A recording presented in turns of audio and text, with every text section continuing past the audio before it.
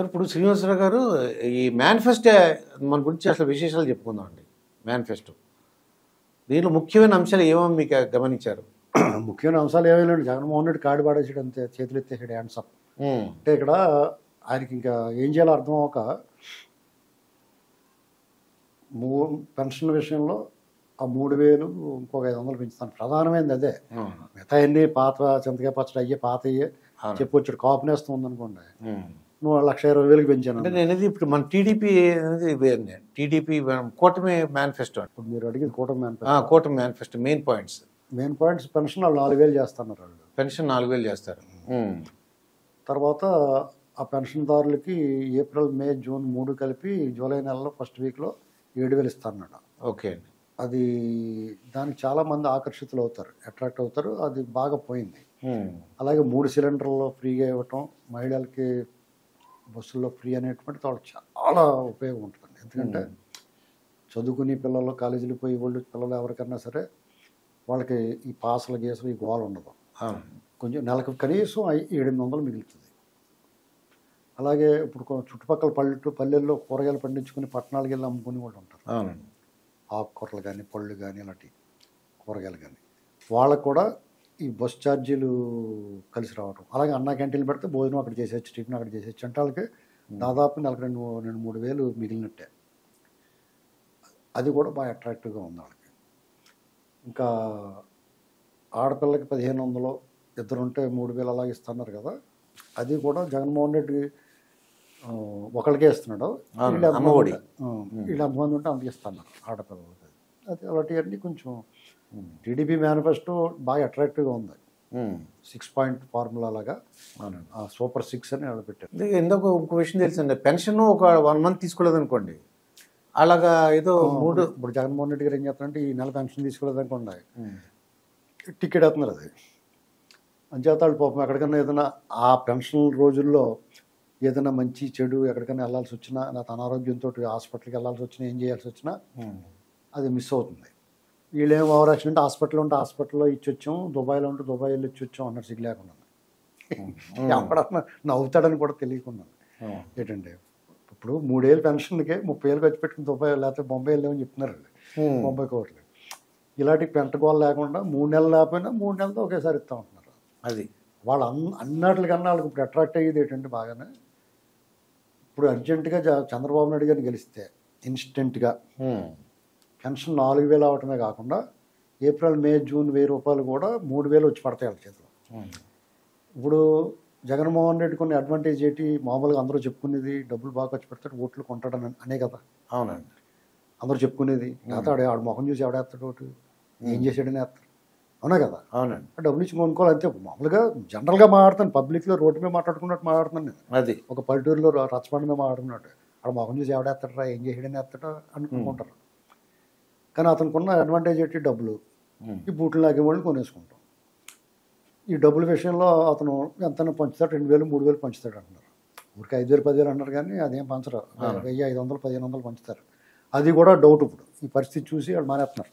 డబ్బులు పంపాడు, అవి కూడా ఆగంటారా బాబు నేను చెప్పేదాకా పంచకుండా అంటున్నాడు. ఎక్కడికెక్కడ నొక్కేస్తాను చూస్తున్నారు వాళ్ళందరూ. కానీ చంద్రబాబు నాయుడు గారు ఆల్రెడీ కొనేసుకున్నారు. ఈ 3 నెలలతో 3,000 ఇచ్చేస్తాను బాబు మీకు, అది కాకుండా 1,000 పెంచే 4,000 చేయటమే ఒక ప్లస్ అయితే 3,000 మిఠాయి పొట్లం కింద ఓటుపల్లి తీర్థంలో జీళ్ళు పొట్లం కట్టినట్టు ఇచ్చేస్తాను వాళ్ళకి జూలై 1కి. అంటే వాళ్ళకి ఇప్పుడు కేజీ బెల్లం ఉండే సాయంత్రం ఇస్తాను డబ్బులు అంటాం కదా మనం. అవును, అలాగా మీరు ఓట్లు వేసేంటారు బాబు మీకు జూలై నెలలో డబ్బులు వచ్చేస్తాయి. అది మిఠాయి కింద తగిలేదు కదా వాళ్ళకి. అవునండి, పైగా ఈ నమ్మకపోవడానికి ఏముంటుంది, నమ్ముతారా నమ్మరని డౌట్ ఉంటుంది. అవునండి, నమ్మకపోవడానికి ఏమిటి, 200, 2,000 చేసినోడు, అవునండి, పీనుగులు మోసినోడికి పిత్తులు బరువా. 200 రూపాయలు 2,000 చేసాడు. 200, 1,000, 2,000 చేసాడు. ఇతను ఏం చేసాడు, 2,000, 3,000 చేస్తాను దేక్కుంటూ వెళ్ళాడు. ఇప్పుడు ముష్టోళ్ళు బలలాడి దానికి బేరింగ్లు పెట్టుకుని ఇలా పోక్కుంటే వెళ్ళి అడుక్కుని కార్ల దగ్గర కట్ట వస్తారు చూడండి. అలా దేక్కుంటూ వచ్చాడు ఇతను. 5 ఏళ్ళు పట్టింది దాన్ని 1,000 రూపాయలు పెంచడానికి. ఈయన ఏకంగా 5 ఏళ్ల లోపల 10 రెట్లు పెంచాడు 200.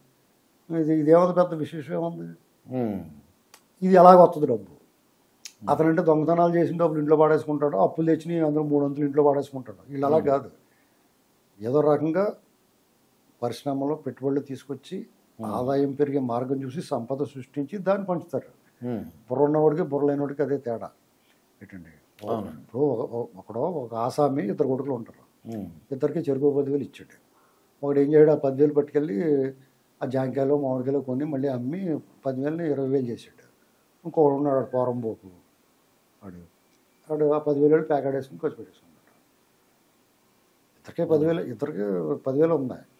దాన్ని వినియోగించిన తీరు, దాన్ని సంపాదించిన తీరు, వాళ్ళ నాన్నకి మళ్ళీ 10,000 పట్టుకెళ్ళి ఎవరికి ఇచ్చాడు సంపాదించినాడు. ఈ పోగొట్టేసినట్టు మళ్ళీ ఇంకో 10,000 ఇమ్మన్నాడు. ఫ్రెండ్స్ పార్టీ ఇచ్చేసాడు. వాడు మంచోడ్రా బాబు పార్టీ ఇచ్చాడు అంటారు, కానీ వీడు బోకైపోయాడు కదా. ఇది పరిస్థితి. అదే వైసీపీ పెట్టిన పథకాలన్నీ మళ్ళీ కంటిన్యూ అవుతాయి అంటారా? వాళ్ళు చెప్తున్నారు కదా కంటిన్యూ అవుతాయి. ఇప్పుడు ఆ నవరత్నాలు తప్ప కొత్తగా ఏమన్నాయి అందులో? కొద్దిగా ఇప్పుడు కాపు నేస్తం ఉందండి, 1,20,000 పెంచాను అన్నాడు. మళ్ళీ అందులో మెలిక ఈ 5 ఏళ్ళు ఇచ్చిన 60,000, ఈ 60,000 కలిపి 1,20,000 చెప్తున్నారు. ఇలాంటి మోసాలు అన్నీ నాలుగు ఏరియా అయితే ఉండదు. ఇప్పుడు జగన్మోహన్ రెడ్డి ఏం చేసినా ఆల్రెడీ లబ్ధిదారులు ఎవరు ఉన్నారో, ఎవరికైతే పొందుతున్నారో వాళ్ళకే ఇస్తాడు కదా, కొత్త వాళ్ళకి ఎవరికి ఇవ్వట్లేదు కదా. అవునా కదా. ఇప్పుడు వాళ్ళకు కూడా ఈ 9 రత్నాల్లో 3 రత్నాలకు ఒకరికి, 3 రత్నాలు ఒకరికి, 3 రత్నాలు ఒకరికి ఇచ్చి 9 మందికి ఇచ్చాను అంటున్నట్టు. అంతే కదా. మీకు కావాలంటే ఎంక్వైరీ చేసుకోవచ్చు మీరు. ఇలాంటి పరిస్థితుల్లో కొత్తగా ఇప్పుడు చంద్రబాబు నాయుడు గారు ఈ కూటమి ప్రకటించిన దానికి అట్రాక్ట్ అవుతారు ఎవరైనా సరే. ఇది తినేసరి అయిపోయింది, ఇప్పుడు ఈ కౌంటర్లో అయిపోయింది, ఆ కౌంటర్లో ఏమున్నాయని చూస్తానికి వెళ్తారు కదా బఫే కౌంటర్లో. అవును, అంతే. ఇది వాలంటరీ వ్యవస్థ కూడా కంటిన్యూ అవుతుంది. వాళ్ళ శాలరీ వాలంటరీ వ్యవస్థకి చంద్రబాబు నాయుడు 10,000 ప్రకటించాడు, వాళ్ళు 5,000 అన్నారు. వాళ్ళ జీతం పెంచమంటే మీరు అంతా స్వచ్ఛంద కార్యకర్తలు రా అన్నాడు. ముందేమో మా పార్టీ కార్యకర్తలు అన్నాడు, తర్వాత మీరు వాలంటీర్ జీతం ఇస్తున్నాం ఉద్యోగులు ఇచ్చామన్నాడు, తర్వాత మళ్ళీ మా జీతం పెంచమంటే మీరు స్వచ్ఛంద కార్యకర్తలు అన్నారు. ఇప్పుడు మళ్ళీ మీరు అందరూ రాజీనామా చేసేప్పుడు ఎంతమంది చేశారు? 2,50,000 మంది ఎంతమంది అంటే ఒక 60,000, 50,000 మంది చేశారు. ఎందుకు చేయలేదు మరి? వాళ్ళకి బాగా కావాల్సిన వాళ్ళు అయితే వాళ్ళు కూడా ఒక బాబు వదిలేరు బాబు, వీటితోటి గవర్నమెంట్ కూడా మారేలాగా ఉంది, ఇప్పుడు రాజీనామా చేస్తాం మళ్ళీ వాళ్ళు తీసుకోరు, పైగా వాళ్ళు 10,000 ఇస్తానంటున్నారు. బాగా చదువుకున్నవాడికి ఏదో ఉద్యోగ అవకాశం ఇస్తున్నారు, లేనివాడికి ఇందులోనే కంటిన్యూ చేస్తూ ఉంటున్నారు. అదే బాగుంది అనుకుంటారు.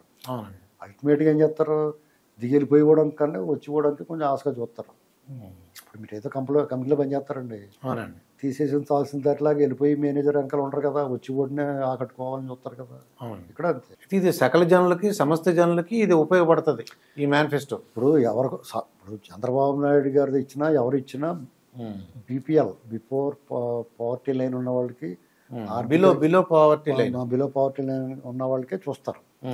వీళ్ళు అంతే, వాళ్ళకన్నా వీళ్ళు ఎక్కువ ఇస్తారు. ఇంకో బస్సు ఫ్రీ అయితే అది బిలో పవర్టీ అందరికి. అలాంటి వీళ్ళది విశ్వజనీయం కింద ఉందా, అందరికీ పనికొచ్చి చేస్తాడు. ఆయన ఏంటంటే పర్టికులర్గా వాళ్ళ పార్టీ వాళ్ళకి వాళ్ళకి కావాల్సిన వాళ్ళకి అనుకుంటాడు. ఇది కొంచెం దెబ్బ తగిలింది జగన్మోహన్ రెడ్డి గారు, ఎంత దారి తప్పింది అతను.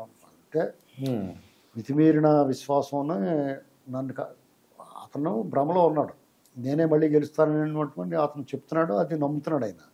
వాళ్ళ నాయకులకి వాళ్ళకి కూడా తెలిసిపోయింది, అందుకనే దూకేస్తున్నారు ఎవరికక్కడ. బట్టలు చాలామంది పార్టీలు మారిపోయారు, ఎవరి దారాలు చూసుకున్నారు, కొంతమంది బట్టలు సర్దుకుని రెడీగా పెట్టుకున్నారు ఎప్పుడు పోదామని. ఇదండి శ్రీనివాసరావు గారితో జరిగిన ఇంటర్వ్యూ. మరొక ఇంటర్వ్యూతో మీ ముందుంటాను, మీ మాస్టర్ దుర్గా ప్రసాద్.